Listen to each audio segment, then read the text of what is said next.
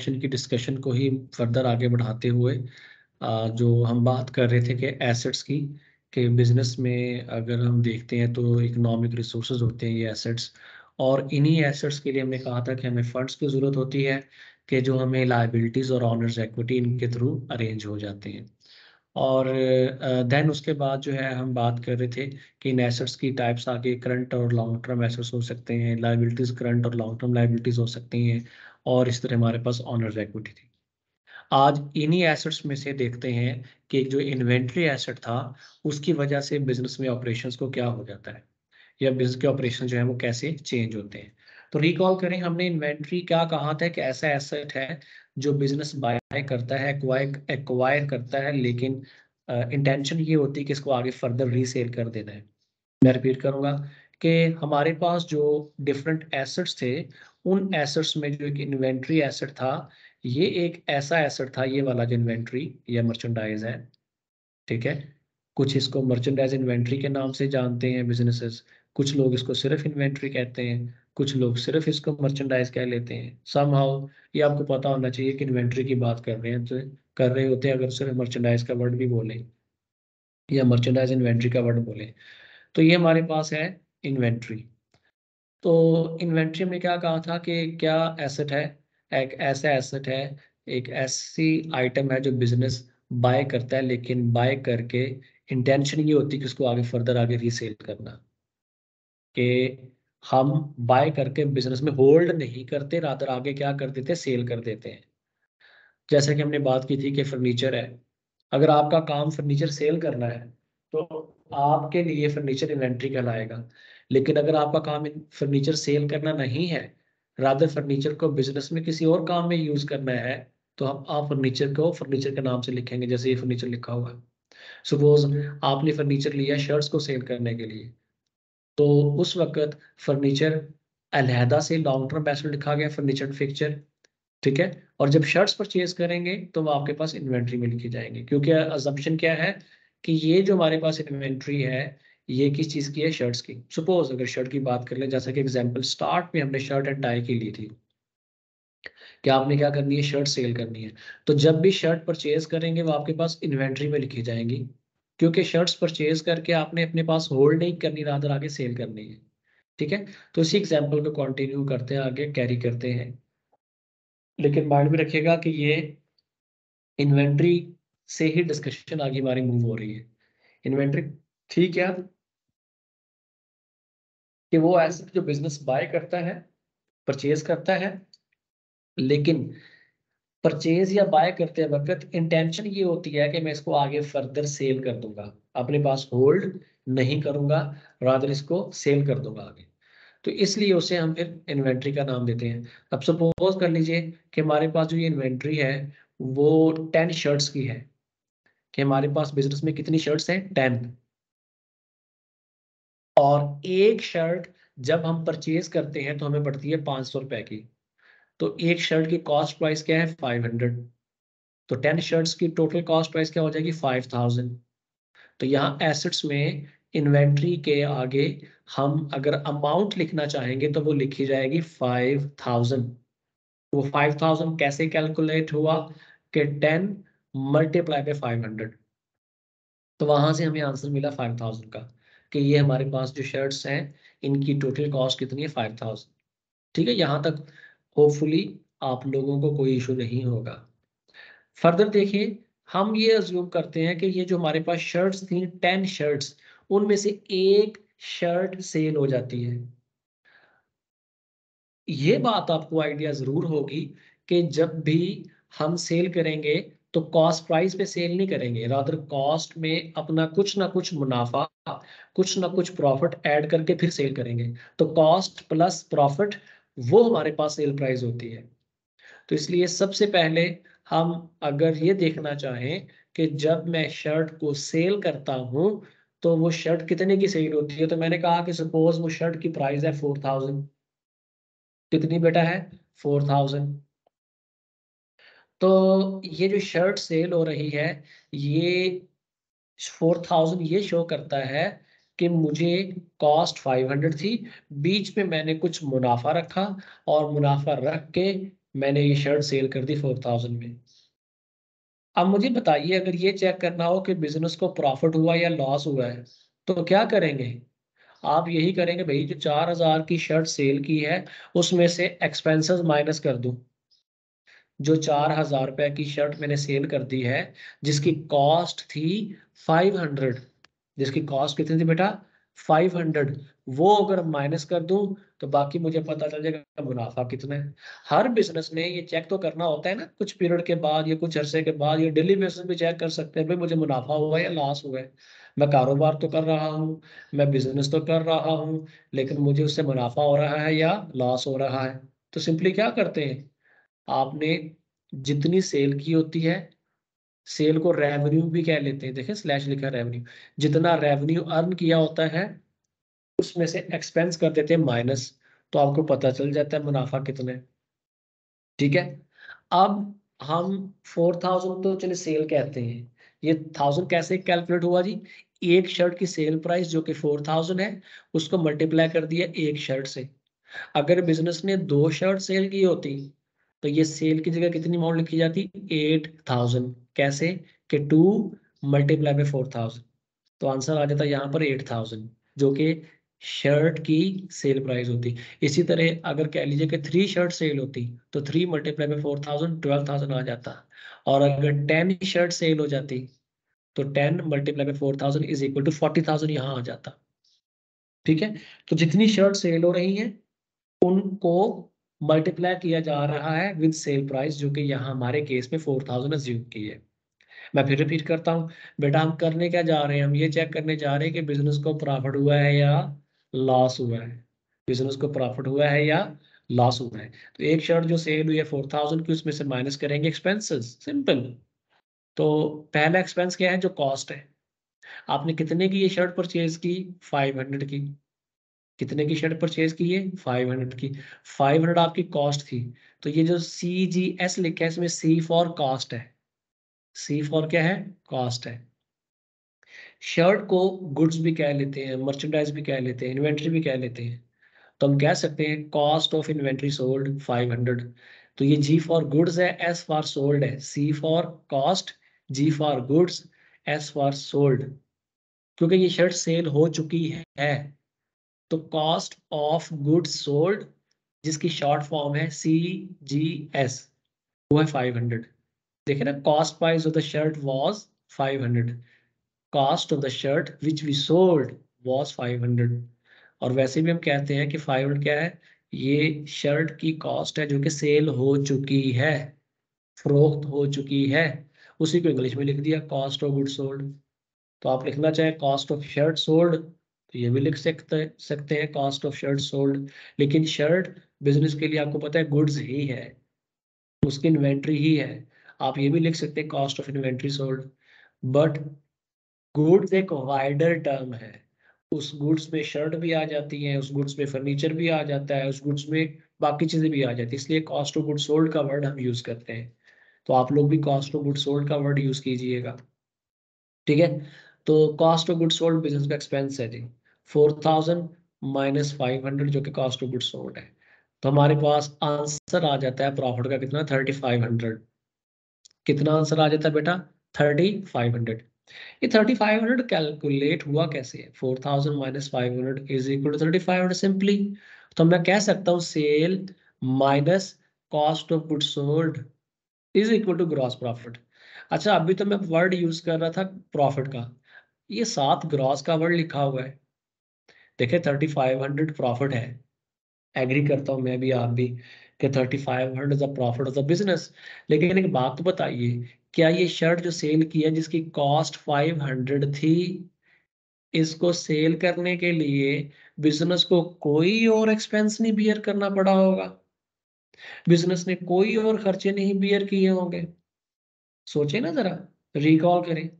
एक आउटलेट है, उसमें क्या क्या हो सकता है? जी जी, हाँ, आप सही कह रहे हैं। इन्होंने कहा सर एम्प्लॉयज की सैलरी हो सकती है।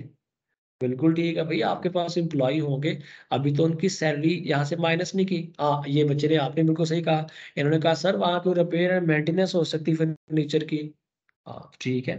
आपने भी सही कहा। ये कह रहे हैं सर बिजली का बिल आएगा, यूटिलिटी बिल्स होंगे, इलेक्ट्रिसिटी बिल है, गैस बिल है। हाँ, इन्होंने कहा सेपरेट यूनिट का बिल आएगा सर, वो जो वहां पर सेपरेट यूनिट लगा होगा उसका। सही है, सारे क्या एक्सपेंस है।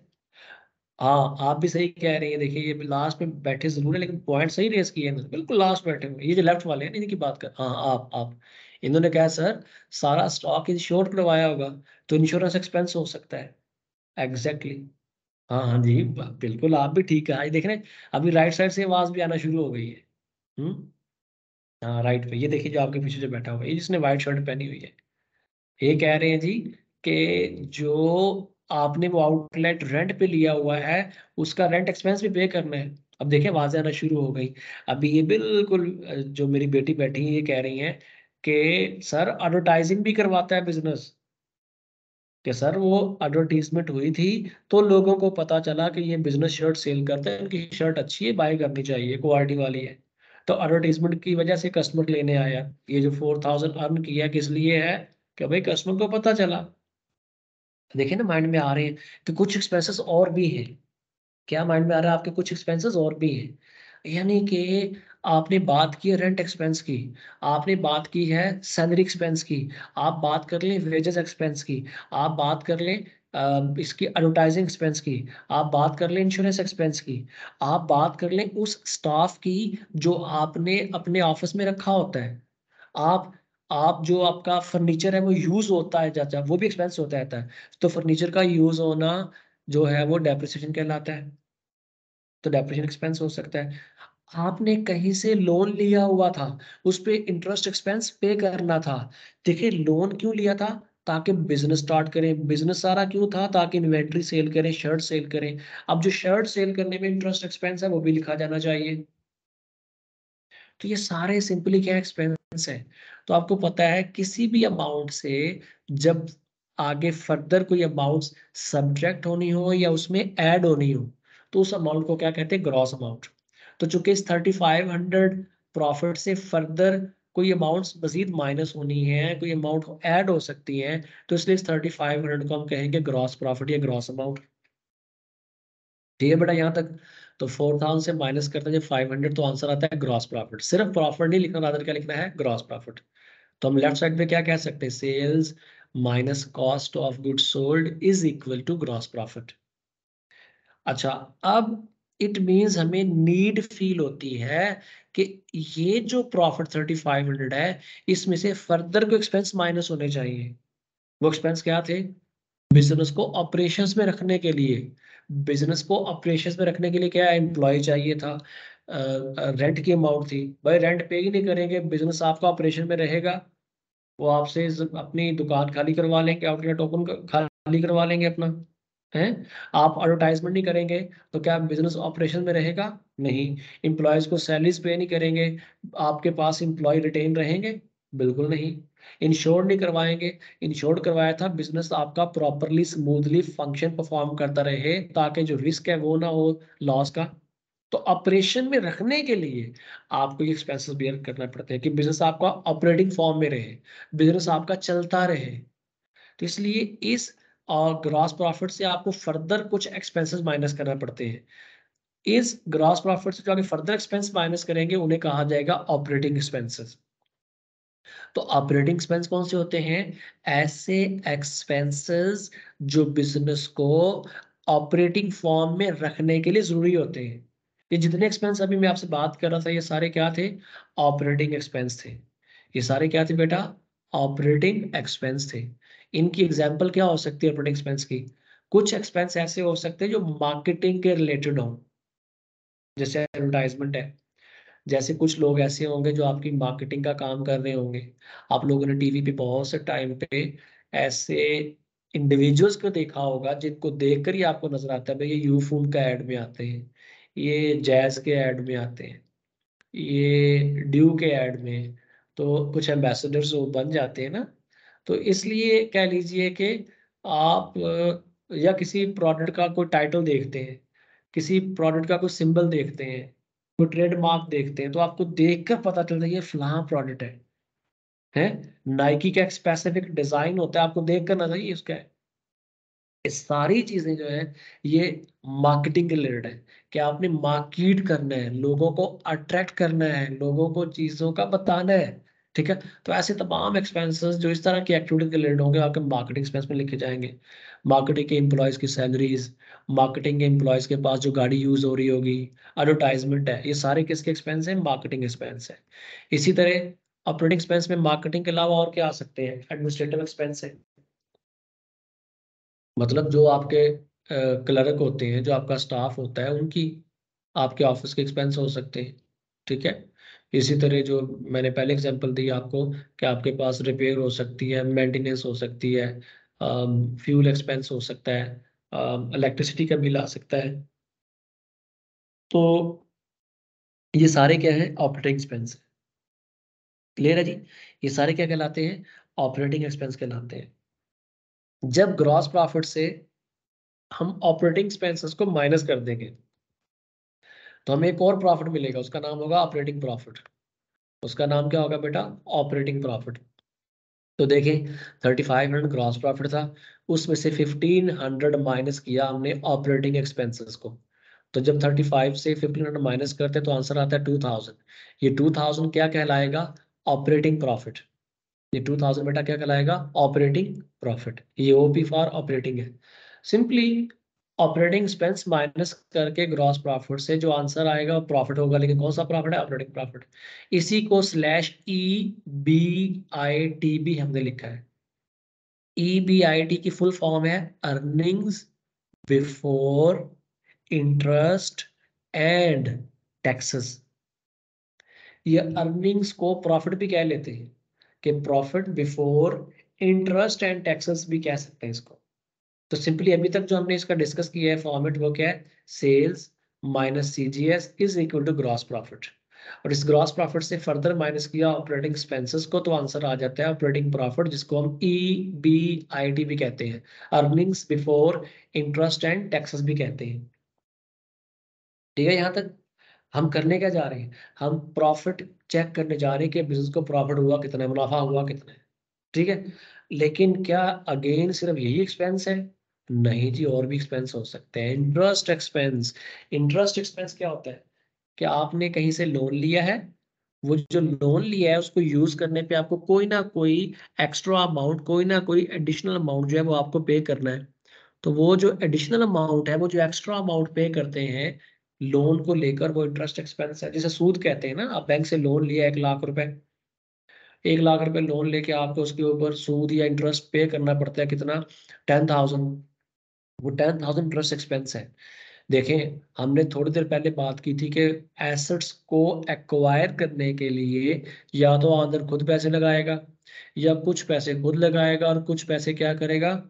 आउटसाइडर से ले लेगा, जो कि लाइबिलिटीज है। तो ये इंटरेस्ट किस पे पे होता है? लाइबिलिटीज पे। इंटरेस्ट किस पे होता है? लाइबिलिटीज पे। भाई वो कहेंगे हमने बिजनेस को पैसे दिए हैं, तो क्या कोई पैसे फ्री में दे दे? बिल्कुल फ्री में पैसे नहीं देगा। जो बंदा भी बिजनेस को पैसे प्रोवाइड कर रहा है, अमाउंट दे रहा है, उधार दे रहा है, उस पर कुछ ना कुछ रिटर्न डिमांड करता है। तो उस रिटर्न को, यहाँ पर कौन से रिटर्न को? जो लाइबिलिटीज का है, जो लोन लिया हुआ है आपने, उस रिटर्न को नाम क्या दिया हमने? Interest expense. क्योंकि आपने पे करना है यार, ये पे कर रहे हैं। मैंने अमाउंट अज्यूम कर लिया है कि इंटरेस्ट एक्सपेंस की अमाउंट है 500। ठीक है, ये अमाउंट कोई भी हो सकती है ना, मैंने तो अज्यूम किया यहाँ पर 500, जैसे ये सारी अमाउंट जितनी भी अज्यूम की हुई है। तो इंटरेस्ट एक्सपेंस 500 है। तो जब ये इंटरेस्ट एक्सपेंस माइनस कर देंगे तो हमारे पास आंसर आ जाएगा EBT। जरा देखिए यहाँ पर ये क्या लिखा था? EBIT। इसकी फुल फॉर्म क्या थी? इन earnings before interest and taxes. इसमें से माइनस कर दिया क्या? इंटरेस्ट। लिखा ना, इंटरेस्ट एंड टैक्सेस, पहले माइनस हुआ इंटरेस्ट, तो पीछे क्या बच गया? जब ये माइनस हो गया आए, तो पीछे बच गया EBT। अब EBT की फुल फॉर्म क्या होगी? Earnings before taxes. EBT की बेटा फुल फॉर्म क्या है? Earnings before taxes. क्लियर है यहाँ तक बेटा? तो अभी तक हम अगेन जो डिस्कस कर रहे हैं मैं रिपीट कर देता हूँ। हम चेक ये करना चाह रहे हैं कि बिजनेस को प्रॉफिट हुआ है या लॉस हुआ है, बिजनेस को मुनाफा हुआ है या हुआ है। उसके लिए क्या करना है? भाई जो रेवेन्यू या सेल है उसमें से एक्सपेंस माइनस करते जाने हैं। तो एक्सपेंस हमारे पास यहाँ पर कौन सा है, सीजीएस एक्सपेंस था, ऑपरेटिंग एक्सपेंसेस जिसमें मार्केटिंग एडमिन एक्सपेंस थे, उसके बाद इंटरेस्ट एक्सपेंस आ गया। तो हमारे पास प्रॉफिट कौन सा अभी तक आया है, अर्निंग्स बिफोर टैक्सेस या प्रॉफिट बिफोर टैक्सेस भी कह लेते हैं इसको। अब इस अर्निंग्स बिफोर टैक्सेस या प्रॉफिट बिफोर टैक्सेस में से क्या करेंगे, टैक्स माइनस कर लेंगे। क्यों भाई, जो आपने मुनाफा कमाया है, जो आपने अर्निंग्स जो है अपनी क्लेम की है या जो आप अर्न कर रहे हैं, उस पर गवर्नमेंट भी कहेगी भाई मुझे भी टैक्स पे करें, तो आपको गवर्नमेंट को भी टैक्स पे करना पड़ेगा। सुबह मैं कहता हूँ गवर्नमेंट कहती है कि मैंने 50% टैक्स लेना है। पाकिस्तान में कॉर्पोरेट सेक्टर में देखा जाए तो आजकल 29% टैक्स है, जो कि पहले 35 था, फिर वो रिड्यूस करते हुए 34, 33, फिर 31, फिर 30। अभी लास्ट जो ये वाला बजट था उसमें इन्होंने इसको 29% कर दिया था। तो टैक्स परसेंटेज चेंज होती रहती है। तो हम यहाँ पर अज्यूम कर रहे हैं कितनी, 50%, ताकि आसानी हो आपको। अच्छा, अब ये टैक्स किस पे होना है, ये टैक्स पे होना है अर्निंग्स पे। अर्निंग कितनी है, 1500। तो 1500 जो कि अर्निंग्स है, जो कि मुनाफा है, इसका 50% टैक्स पे हो जाना है। तो 1500 मल्टीप्लाई बाय 50%, तो वो टैक्स आ जाएगा 750। मैं फिर रिपीट करता हूँ, ये जो अर्निंग्स बिफोर टैक्सेस है 1500, इस इन अर्निंग्स का जो कि 1500 है, आप गवर्नमेंट को टैक्स पे कर देंगे। कितना पे करेंगे, 50%। तो अमाउंट कैसे कैलकुलेट होनी है, भाई जो मुनाफा है उसका 50%। कैसे कैलकुलेट होता है वो, 1500 मल्टीप्लाई बाय 50%, यानी कि 1500 मल्टीप्लाई बाय 50 डिवाइड बाय 100, या 1500 मल्टीप्लाई बाय 0.5 सिंपली। तो ये 750 आया था टैक्स एक्सपेंस। तो 1500 में से 750 टैक्स एक्सपेंस माइनस हुआ, तो आपके पास आंसर आ जाता नेट प्रॉफिट का, नेट इनकम का। एन आई है नेट इनकम, ठीक है। इस नेट इनकम को नेट प्रॉफिट भी कहते हैं। कितना नेट प्रॉफिट बचा जी, 750। कितना नेट प्रॉफिट बचा जी, 750। अब देखे ना कितने की शर्ट सेल हुई थी, 4000 की। तो नेट मुनाफा क्या हुआ, 750 नेट प्रॉफिट, ठीक है। देखे ना सारे एक्सपेंस, हमने यही बात की चेक करना है बिजनेस को मुनाफा कितना हुआ है। तो सिंपली जो शुरू में आप सोच रहे थे और कह रहे थे कि भाई सेल में से माइनस कर दे एक्सपेंस, तो सारे देखिए एक्सपेंस माइनस होते जा रहे हैं, सारे क्या एक्सपेंस है माइनस होते जा रहे हैं, और हमें मुनाफा मिल जाता है कितना, 750। अच्छा, इसी नेट प्रॉफिट या नेट इनकम को स्लैश ई ए टी भी लिखा हुआ है, यानी कि अर्निंग्स आफ्टर टैक्सेस। इन्हें हम अर्निंग्स आफ्टर टैक्सेस भी कहते हैं, ठीक है। इन्हें हम अर्निंग्स आफ्टर टैक्सेस भी कहते हैं, ठीक है यहाँ तक बेटा। अच्छा, फिर आगे देखें जरा, आगे हम देखते हैं कि फर्दर क्या वो तो और चीज भी आ गई। चले ये भी आपको बता देते हैं। मुझे जरा बात बताइए, हमने कहा था कि बिजनेस में एसेट्स होते हैं, एसेट्स के लिए पैसे चाहिए, पैसे आएंगे लाइबिलिटी से और इक्विटी से, ठीक है। किस किस से बेटा, लाइबिलिटी से और इक्विटी से। ये जो आपने इंटरेस्ट पे किया था, ये क्यों पे किया था, क्योंकि लाइबिलिटीज वालों ने जिनसे आपने लोन लिया हुआ था आपको पैसे दिए थे, उनको रिटर्न चाहिए था। लेकिन ऑनर्स ने भी बिजनेस को पैसे दिए हैं, तो ऑनर्स ने भी बिजनेस को जो पैसे दिए हुए हैं उन्हें भी कोई रिटर्न चाहिए कि नहीं चाहिए, उन्हें भी क्या है, रिटर्न चाहिए या नहीं चाहिए। बिल्कुल बेटा रिटर्न चाहिए उन्हें, ऑनर्स को भी क्या है, रिटर्न चाहिए। अब अगर ऑनर्स को रिटर्न चाहिए, तो वो जो रिटर्न है, ऑनर्स के रिटर्न का नाम भी क्या इंटरेस्ट एक्सपेंस रख दें, बिल्कुल नहीं। अगर ऑनर्स के रिटर्न का नाम भी इंटरेस्ट एक्सपेंस रख देंगे, तो फिर कल को कैसे पता चलेगा कि लाइबिलिटीज वालों को कितना रिटर्न दिया है, ऑनर्स को कितना रिटर्न दिया है। वैसे तो ये 750 सारे का सारा क्या है, ऑनर्स का पैसा है। चाहे तो सारा ही डिस्ट्रीब्यूट कर लें आपस में, और चाहे तो सारे का सारा दोबारा बिजनेस में इन्वेस्ट कर लें, ठीक है। 750 क्या बिजनेस का मुनाफा है, तो हो सकता है कि 750 सारे का सारा दोबारा बिजनेस में इन्वेस्ट कर दें आप, किस में इन्वेस्ट करते हैं बेटा? बिजनेस में। और हो सकता है कि ये सारे का सारा डिस्ट्रीब्यूट कर लें, या सारा डिस्ट्रीब्यूट ना करें, कुछ डिस्ट्रीब्यूट कर लें ऑनर्स आपस में, और बाकी बिजनेस में इन्वेस्ट कर लें। मतलब ये काम भी तो हो सकता है ना। तो इट मींस नेट इनकम जो 750 है, इसको आगे ऑनर्स में डिस्ट्रीब्यूट करना है। ऑनर्स कौन से? जो ऑनर्स इक्विटी लिखा हुआ था, जो ऑनर्स यानी कि वो जिन्होंने बिजनेस को पैसे दिए हुए थे, तो उन्होंने भी तो पैसे इसलिए दिए थे, कुछ ना कुछ बिजनेस हमें रिटर्न दे। बिजनेस हमें क्या दे?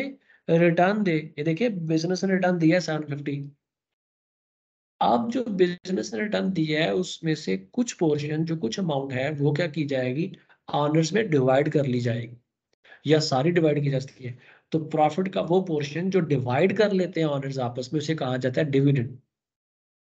उसे क्या कहते हैं बेटा? डिविडेंड।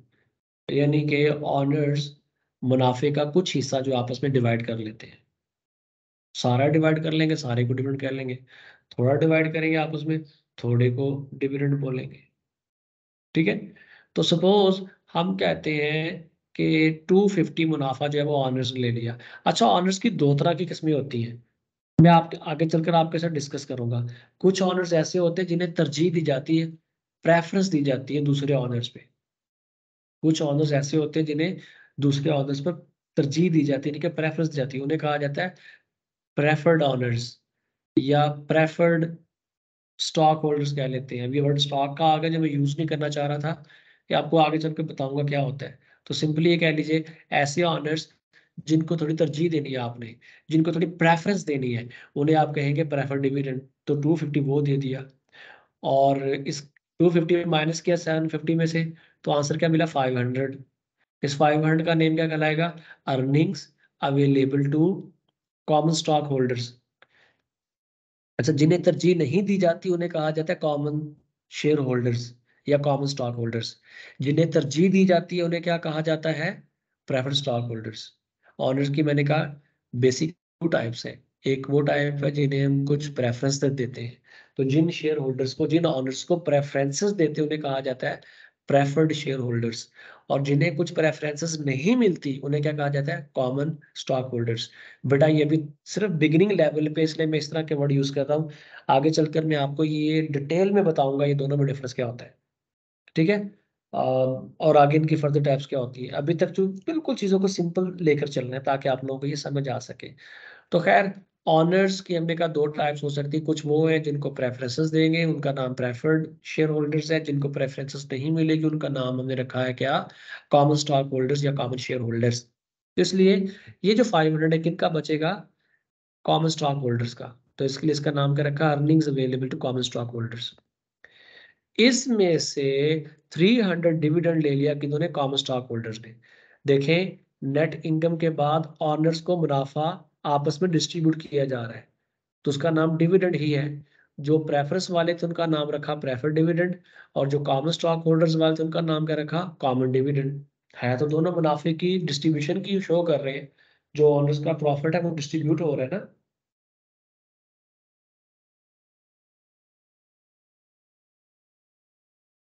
ठीक है बेटा।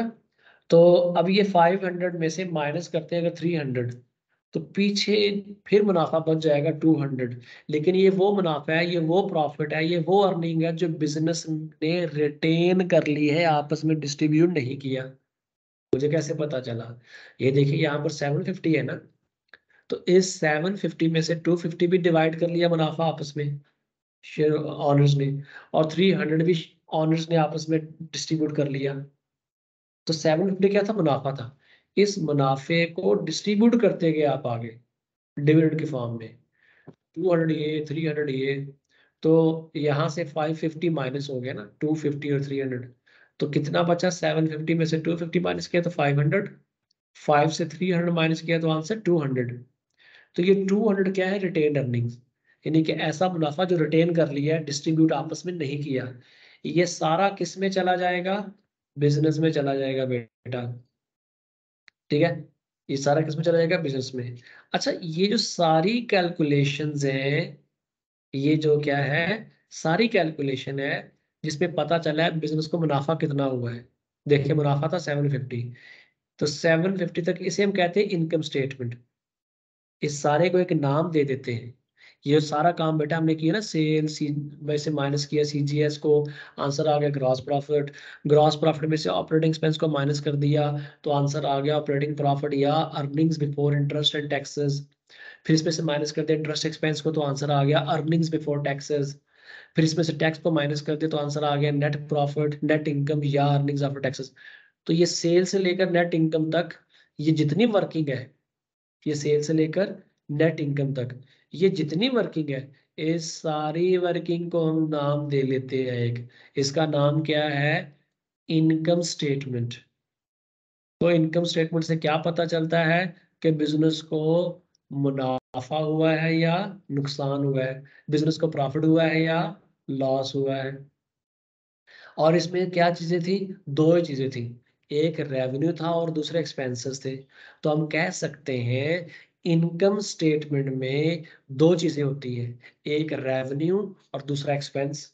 बड़ा ही सादा कर दिया हमने कि इनकम स्टेटमेंट में क्या होती है, दो चीजें होती हैं, एक रेवेन्यू होता है और दूसरा क्या होता है, एक्सपेंस होते हैं। तो रेवेन्यू से एक्सपेंस माइनस होते हैं तो आंसर आया था प्रॉफिट का। कोई ग्रॉस प्रॉफिट होगा, कोई ऑपरेटिंग प्रॉफिट होगा, कोई नेट प्रॉफिट होगा, है तो प्रॉफिट, कोई प्रॉफिट बिफोर टैक्स होगा, है सारे प्रॉफिट है। तो यहां तक कहते हैं इनकम स्टेटमेंट। इसी से आगे जो हमने ये माइनस किया है ना, अगर डिविडेंड वगैरह अगर ये भी ऐड कर ले तो नेट इनकम से लेकर आगे रिटेन अर्निंग तक, इसे हम क्या लेते हैं, स्टेटमेंट ऑफ रिटेन अर्निंग। इसे हम क्या कह लेते हैं बेटा, स्टेटमेंट ऑफ रिटेन अर्निंग्स। क्योंकि इससे पता चलता है बिजनेस ने कितना मुनाफा या कितना प्रॉफिट या कितनी अर्निंग्स रिटेन कर ली है। मुश्किल चीजें थी, बिल्कुल मुश्किल नहीं है। ठीक है, तो इनकम स्टेटमेंट क्या मीनिंग माइंड में आते हैं, रेवेन्यू और एक्सपेंस। इनकम स्टेटमेंट क्या बताती है कि बिजनेस को मुनाफा हुआ है या नुकसान हुआ है, प्रॉफिट हुआ है या लॉस हुआ है। क्लियर है बेटा। अच्छा, अभी इस सारी एक्टिविटी के लिए हमने क्या नेम यूज किया है, ये वाली इनकम स्टेटमेंट। तो मैं जब भी इनकम स्टेटमेंट का वर्ड यूज करूं आपके माइंड में ये फॉर्मेट आना चाहिए, ये इसके इंग्रेडिएंट्स हैं, ये इसकी डिटेल है। क्लियर हो गया जी। अच्छा, इससे पहले जो हमने डिस्कस किया था उसका भी नेम रख लेते हैं। जैसा कि हमारे पास यहाँ पर ये एसेट्स थे, ये लाइबिलिटीज है, ये इक्विटी है, इसको हमने नाम क्या दिया था याद कर लें, इसे हमने नाम दिया था काउंटिंग इक्विजन का। एक और नाम रख लेते, इस सारे को जिस स्टेटमेंट में लिखा जाएगा उसका नाम होता है बैलेंस शीट। इस सारे को जिस शीट में लिखा जाएगा उसका नाम क्या होगा, बैलेंस शीट। देखिए ना बैलेंस हो रहा है, ठीक है। तो बैलेंस शीट का वर्ड बोलो तो उसमें क्या क्या आ जाया करेगा, एसेट्स, लायबिलिटीज और उसमें ऑनर्स इक्विटी। क्लियर है जी। अच्छा, और इसी तरह इनकम स्टेटमेंट का वर्ड यूज करोगे उसमें रेवेन्यू और एक्सपेंस आएंगे। अच्छा, मजे की बात देखिए, ये जो ऑनर्स इक्विटी है ना, इसमें याद करें मैंने अभी बताया था दो चीजें होती हैं, एक वो पैसे जो ऑनर ने कंट्रीब्यूट किए हुए और दूसरे वो पैसे जो बिजनेस से रिटेन हो गए हैं, जिसे रिटेन अर्निंग कहते हैं, जो बिजनेस से क्या हो गए, रिटेन हो गए। तो ऑनर्स इक्विटी में दो चीजें थी, एक ऑनर की कंट्रीब्यूशन जो बिजनेस को स्टार्ट करते वक्त आप पैसे दे देते हैं, जैसे 6 मिलियन था। दूसरा जब बिजनेस ने ऑपरेशंस में आ गया, सेल हुई और कुछ प्रॉफिट रिटेन कर लिया तो वो रिटेन अर्निंग होती है। दो चीजें अभी तक के लिए। तो अब जरा देखें, नेक्स्ट जो हमने अभी पढ़ा था यहाँ पर, ये जो रिटेन अर्निंग 200 आई है, कितने ट्रेंडिंग है, 200। ये 200 कहाँ लिखा जाएगा, ये 200 इट मीन्स के यहाँ ऑनर्स इक्विटी में लिखा जाएगा। ये जो ऑनर्स इक्विटी यहाँ कितना आ जाएगा, 200। आप जरा सोचिए, राइट साइड पे 200 लिखा जाएगा तो क्या ये बैलेंस रहेगी, बिल्कुल नहीं रहेगी। तो फिर बैलेंस कैसे होगी, भाई अगर राइट साइड पे 200 लिखा गया तो लेफ्ट साइड पे लिखा जाएगा। भाई ये शर्ट आपने किस पे सेल की होगी, कैश पे सेल की है, अगर कैश पे सेल की है तो वो 200 यहाँ भी होगा कि नहीं होगा, एग्जैक्टली होगा। ठीक है, तो 200 यहाँ कैश में आ जाएगा और 200 यहाँ रिटर्निंग में आ जाएगा, बैलेंस हो गई। अकाउंटिंग की वही हमारी है बैलेंस शीट। और अगर कैश पे सेल ना किया होता, उधार पे सेल किया होता, ठीक है, तो फिर यहाँ आपको पता है अकाउंट रिसीवेबल आ जाता लेफ्ट साइड पे, तो फिर भी बैलेंस हो जाती। तो खैर बेटा, अभी तक हमने सिर्फ ये देखा है कि ये जो इन्वेंट्री जब सेल होती है तो सेल होने से हमें ये नेट इनकम का पता चलता है और रिटेन अर्निंग का पता चलता है आगे के बिजनेस ने कितने रिटेन किए हैं। इसका नाम रखा है हमने इनकम स्टेटमेंट, और इससे पहले जो एसेट्स लायबिलिटीज और इक्विटी उसका नाम क्या रखा हमने, बैलेंस शीट। ठीक है बेटा यहाँ तक। तो बैलेंस शीट को ही हम नेक्स्ट टाइम भी डिस्कस करेंगे, लेकिन अगर अभी आपको मैं थोड़ी सी इसकी कोई पिक्चर दिखा दूं कि बैलेंस शीट होती कैसे, ये नजर आ रही है। ये देखिए इसमें एसेट्स लिखे हुए नजर आ रहे हैं ना, ये एसेट्स है, ये लाइबिलिटीज एंड ऑनर्स इक्विटी का आपको वर्ड नजर आ रहा है। हम्म ये देखिए स्क्रीन पर नजर आ रहा है ना, मैं ये आपको पॉइंटर से भी शो करवाता हूँ। ये एसेट्स है सारे, cash, note receivable, account receivable, ठीक है, land, building, office equipment, supplies वगैरह, ये सारे क्या एसेट्स हैं। लाइबिलिटीज में देखें notes payable, account payable, salary payable, और ये ऑनर्स इक्विटी पे क्या है, कैपिटल स्टॉक है, यानी कि जो ऑनर ने पैसे लगाए हुए बिजनेस में, और ये रिटेन अर्निंग आ गई। देखिए सब लिखने का तरतीब ऐसे है कि एसेट्स यहाँ आ गए, सबसे पहले लाइबिलिटीज लिखी, उनका टोटल किया, फिर आगे क्या लिख दिया, ऑनर्स इक्विटी को, ये देखिए ऑनर्स इक्विटी, उसकी अमाउंट लिखी, और ये आ गया आपके पास टोटल आ गया लाइबिलिटीज का, इक्विटी का। और ये देखें, ये आपके पास इन सब का टोटल करें 3 लाख है, और इन सब का टोटल भी 3 लाख है, तो बैलेंस हो रही है। ये ऐसी शीट है जिसमें एसेट्स इक्वल होते हैं किसके, लाइबिलिटीज के और ऑनर्स इक्विटी के। इसमें दो चीजें, लाइबिलिटीज और इक्विटी।